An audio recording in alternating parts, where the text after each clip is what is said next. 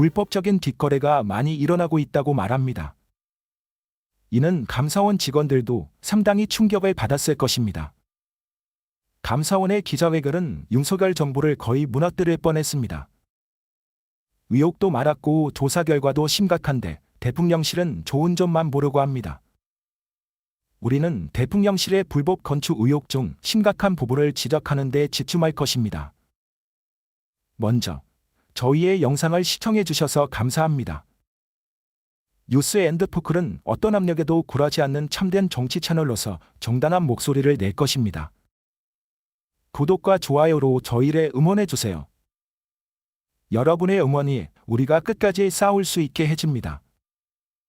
대통령 관저 준공검사를 김건희 여사가 관여한 회사가 가짜로 작성한 사실이 드러났습니다. 왜 이들은 기본적인 조사조차 자신 있게 하지 못했을까요?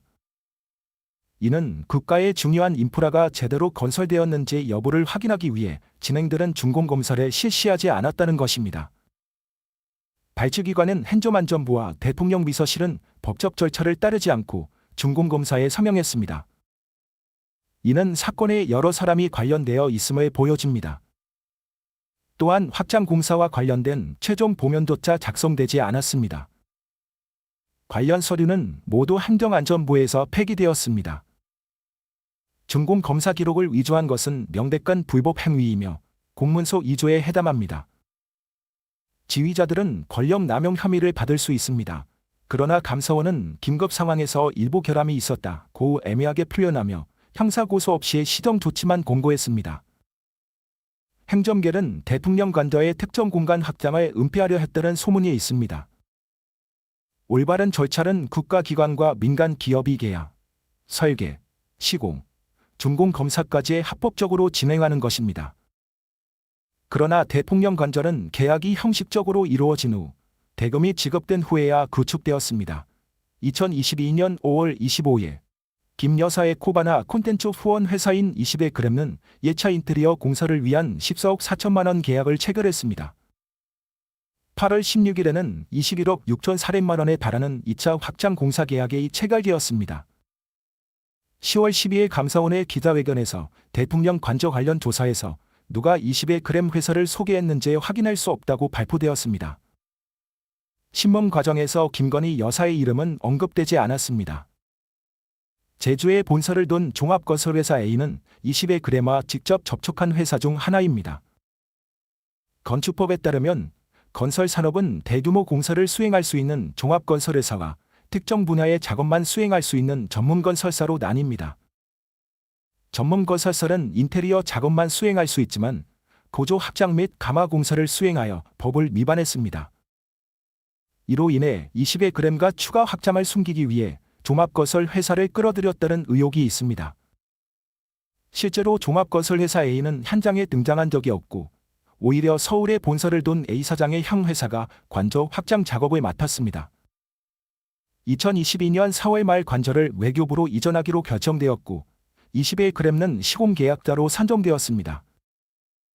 5월 10일 대통령 임기가 시작된 직후인 5월 12일 견적이 제출되었고 5월 15일 공사가 시작되었습니다.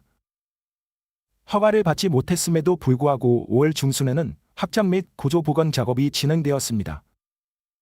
이 모든 것이 사전에 계획된 음모의 일부였을까요? 불법 행위를 저지른 자는 대통령 비서실 소속 공무원이었습니다.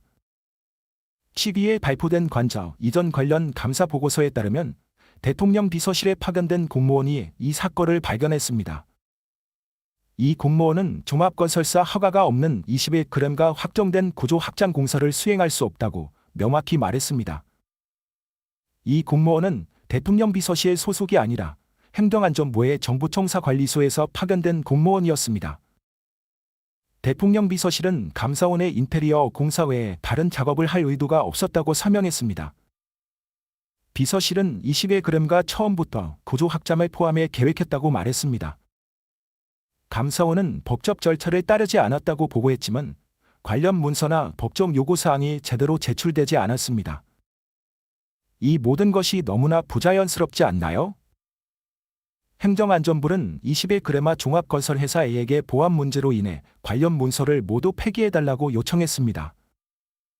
감사원이 대통령 관저에 최종 도면이 없다는 질문에 원칙적으로는 존재해야 하지만 최종 도면이 정확하지 않다고 설명했습니다. 심지어 감사 보고서에는 어떤 공간이 확장되었는지조차 언급되지 않았습니다. 감사원은 보안시설 내부 구조에 대한 자세한 내용을 기록하지 않는다고 답변했습니다. 법적 전문가들은 문서 위조에 연루된 사람들은 공문서 위조 혐의로 기소될 수 있으며 지휘자들은 권력 남용 혐의로 기소될 수 있다고 말했습니다. 그러나 감사원은 반지 경고만 했을 뿐 이는 전혀 합리적이지 않습니다. 일반 시민이라면 당연히 지켜야 할 규정을 왜 윤석열 대통령 부부에게는 적용되지 않는 것이죠? 이 나라가 정말 이대로 괜찮을까요? 국민의 세금으로 이루어진 이 공사를 이들은 마치 자신의 돈으로 한 것처럼 행동합니다. 이는 엄중히 처벌받아야 합니다. 저희의 내용이 유용했다면 구독과 좋아요를 눌러주십시오. 한국의 정치평론 1위 채널 뉴스앤드포크는 내일 다시 찾아뵙겠습니다. 감사합니다.